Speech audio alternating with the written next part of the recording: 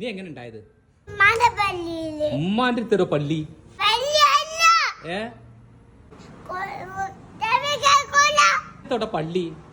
പള്ളി നീ വന്നപ്പോ എനിക്കെന്താ ഒന്നും കൊണ്ടുവരാഞ്ഞ്?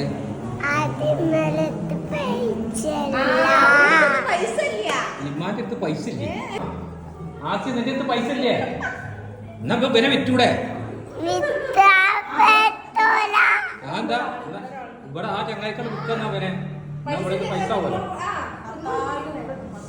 10,000 റുപ്യക്ക് നിന്നെ ഞങ്ങൾ വിൽക്കാൻ പോകണഞ്ഞി. എന്താ എന്റെ ഉപ്പച്ചി തന്നെയാണല്ലോ വിൽക്കാൻ പറഞ്ഞത്.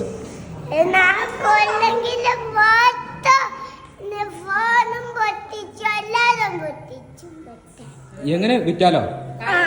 വിറ്റ് കഴിഞ്ഞാൽ നിന്നെ അവരോട് കൊണ്ടുപോകില്ലേ? പിന്നെന്തിനാ നീ എങ്ങനെ പൊട്ടിക്കുക?